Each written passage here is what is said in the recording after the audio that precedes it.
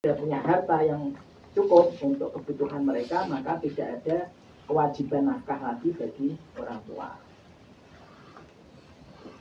Ya. Baik, Ustaz Imat. Maturnuwun, terima kasih atas kesempatan yang diberikan. Saya mungkin ingin menguatkan poin-poin yang disampaikan oleh Ustaz Sigit, khususnya tadi dalam pertanyaan yang kedua ya. Kalau pertanyaannya boleh diringkas itu kan, apakah seseorang itu menanggung dosa orang lain? Ya. Dalam hal ini, dosa anaknya. Ya, dalam hal ini orang tua apakah menanggung dosa anaknya ya, yang dengan kasus seperti demikian. Maka yang pertama bisa kita rujuk dalam surat Al-An'am ayat 164. Dari situ Allah Subhanahu wa taala berfirman, "Wala taziru waziratu wizra ukhra." Tidaklah satu jiwa itu akan menanggung dosa jiwa yang lain. Ya. Tentu saja ini juga tidak bisa dilepaskan dari petunjuk ataupun hadis-hadis Nabi Muhammad SAW. Di antaranya beliau bersabda, "Man sanna sunnatan hasanatan kana lahu ajruha wa mislu ajri man amila biha min ghairi ayyun taqasa min ujurihim syai'un." Seseorang yang mengajarkan kebaikan, membuat contoh dalam perkara baik, maka dia akan mendapatkan pahala dari kebaikan itu dan juga pahala orang-orang yang mengerjakan kebaikan itu setelahnya tanpa pahala mereka dikurangi. Sebaliknya, wa man sanna sunnatan sayyi'atan, orang yang mengajarkan keburukan, memberikan contoh yang buruk, kana alaihi wizruha, maka dia harus menanggung dosanya. Wa mislu wizri man amila biha min ghairi ayyun taqasa min auzarihim syai'un. Apabila kemudian ditiru keburukannya oleh orang lain, maka si orang yang mencontohkan keburukan itu harus menanggung dosa orang lain ya, karena ini termasuk dari ya perbuatannya, bukan perbuatan orang. Nah, di sini kita semua sebagai orang tua, bapak-bapak, ibu-ibu sekalian, ya kita perlu bermuhasabah. Jadi betul mereview, muhasabah. Selama pendidikan anak di bawah kekuasaan kita, di bawah wewenang kita, itu apakah kita sudah memenuhi kewajiban-kewajiban kita sesuai yang sudah digariskan oleh syariat ya. Khususnya dalam masalah pendidikan ya. Kalau nafkah sudah dibahas, dalam pendidikan bagaimana ya? Apakah kita sudah mengajarkan kewajiban-kewajiban agama?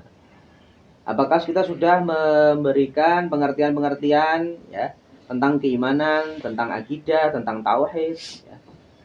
Apakah kemudian ketika mereka ya dalam pendidikan itu ya kita sudah mengarahkan kepada kebaikan ya. Kalau belum ya itu perlu muhasabah yang artinya kalau belum anaknya itu menjadi anak durhaka, orang tua mesti kena. Bisa jadi saja. Karena itu termasuk hasil dari perbuatan orang tua, sahamnya orang tua.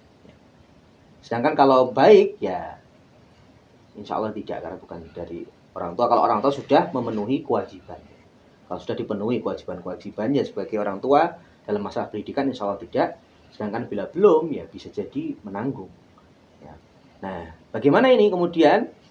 Maka orang tua, ya tentu saja ya mungkin saja ya ketika dahulu belum mengerti, ya, tahunya pendidikan itu ya pendidikan wajib 9 tahun, ya. Yang penting kita memberikan SPP ya, hanya melakukan yang yang orang-orang biasa lakukan saja, tidak ada kita tidak mengerti aturan-aturan agama, tidak mengerti kewajiban-kewajiban agama. Ya kita fa'at bi'is sayyi'atal hasanah ya. Yang buruk-buruk itu sekarang kita coba ubah yang dengan mengikutinya dengan perbuatan-perbuatan yang baik. Bagaimana? Seperti misalnya kalau kita melihat anak kita melakukan kemungkaran setelah mereka dewasa. Man ra'a minkum mungkaran falyughayyirhu biyadihi ya.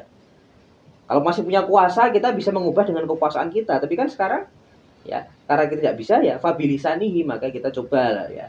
Kita ajak ini salah ya. Kalau menurut agama ini salah. Ya mohon maaf dulu Bapak nggak pernah ngajari kamu ini, tapi ini salah ya. Kamu harus berubah ya. Ya enggak apa-apa. Ya, kita namanya hidup di dunia, barangkali dulu punya kesalahan, maka kita masih hidup di dunia, masih ada kesempatan untuk mengoreksi. Fa'at bi'is sayyi'ata al-hasanata. Ya. Ikutilah perbuatan-perbuatan burukmu itu dengan kebaikan. Ya. Mungkin cukup dari saya. Terima kasih. Boleh, silahkan Ustadz Thayyib. Melengkapi hadis yang tadi disampaikan Ustadz Imad, yang belum tersampaikan semuanya agar menjadi utuh dan khusnudzon saya, Bapak yang bertanya ini atau Bapak ya? Iya. Ini insya Allah sudah menjalani semua sebagaimana disampaikan. Sudah istilahnya amar ma'ruf nahi mungkar dengan biyadihi, ya, dengan usaha-usaha konkret yang sudah dilakukan. Bahkan juga sudah fabilisanihi, ya, dari yang disampaikan Ustadz Imam juga Ustadz Sigit, kewajiban menasihati keagamaan itu tidak gugur meskipun yang bersangkutan sudah balik atau menikah. Berbeda dengan kewajiban secara nafkah yang tadi diperkuat oleh Ustadz Heri tadi. Nah, barangkali ya, kalau saya boleh berasumsi, yang belum dilakukan secara maksimal adalah yang ketiga, potongan hadis yang ketiga tadi, fa illam yastati' fa biqalbihi wa dzalika adhaful iman. Nah, tentu amar ma'ruf nahi mungkar dengan hati itu setidaknya menolak prinsip, secara prinsip itu hal yang keliru, dan fa biqalbi juga dalam arti bisa dengan doa, bisa dilakukan dengan doa. Doa di sini yang saya maksud adalah kalau doa yang orang tua, saya pikir saya sangat yakin seyakin-yakinnya bapak yang bersangkutan sudah mendoakan anaknya, tapi ya tidak ada salah juga kalau minta doa kepada orang-orang soleh, you know, ustadz, kiai, syekh atau siapa yang dianggap memang mempunyai keistimewaan dalam ibadahnya yang sangat istiqomah dan kuat. Begitu, siapa tahu lantaran doa orang-orang soleh itu anaknya juga menjadi insya Allah bisa luluh hatinya untuk kembali sesuai syariat, kan seperti itu. Poin-poin tentang keteladanan, tentang pendidikan sudah panjang lebar tadi disampaikan Ustadz Sigit, Ustadz Imad. Nah, mungkin juga tadi masalah doa ya, karena boleh jadi usaha itu yang belum dilakukan secara maksimal begitu. Kalaupun ternyata juga sudah maksimal lagi, perlu tadi muhasabah, mereview perjalanan proses tadi ya. Kok anak itu bisa seperti demikian, bagaimana? Boleh jadi juga kalau yang disampaikan kan karena istrinya. Nah, tapi boleh jadi kan bagaimana sebelum menikah, kan pastinya juga ada faktor-faktor itu. Mungkin teman-teman bermainnya, teman-teman berbisnisnya, lingkungannya. Jadi bahwa dalam sebuah syarah hadis, mohon maaf dengan segala hormat referensinya belum bisa saya temukan, karena saya baca bahwa maksud fa'abawahu yuhawidani au yunassirani au yumajjisani itu tidak hanya dibatasi oleh orang tua biologis, tapi juga bisa lingkungan. Maka kemudian muncul teori behaviorism bahwa lingkungan itu juga bisa membentuk karakter anak. Jadi betul bahwa secara harfiah itu fa'abawahu itu adalah orang tua biologis, tapi juga bisa dalam arti lingkungan, pakdenya, mbahnya, tetangganya, temannya, gitu, sekolahnya. Nah, itu juga perlu dicari faktor-faktor tadi yang membuat, karena tadi sama Ustadz Sigit, ada tidak mungkin ujuk-ujuk tiba-tiba, gitu, take for granted, kemudian tiba-tiba menjadi durhaka atau menjadi tidak sesuai syariat. Perlu dicari faktor-faktornya untuk bapak penanya. Mudah-mudahan semua yang tadi disampaikan bisa menjadi solusi.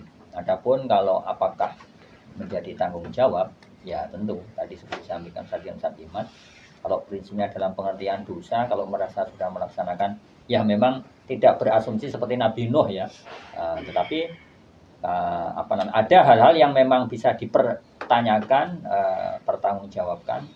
Ada juga yang memang sudah masuk kategori la yukallifullahu nafsan illa wus'aha. Jadi kalau sudah nasihat sudah, dengan berbagai cara sudah, doa juga sudah, ya tinggal seperti Nabi Hud kalau saya, wa ma taufiqi illa billah alaihi tawakkaltu wa ilaihi. Jadi semua sudah dilaksanakan dengan duit ya, doa, usaha, iman, tawakal. Ya tinggal terakhir tawakal itu. Wallahu taala a'lam. Masya Allah, luar biasa sekali jawaban dari para ustadz. Semoga menjawab pertanyaan dari bapak penanya dan juga sekali lagi menjadi pelajaran bagi kita semua yang sudah menjadi orang tua atau calon orang tua, atau juga seorang anak ya. Ini kan untuk anak laki-laki yang sudah dewasa. Nah, ini juga untuk para pemirsa Al-Kalam yang sudah menjadi anak laki-laki yang sudah dewasa, yang sudah harusnya menjadi punya tanggung jawab sendiri ya Ustadz ya.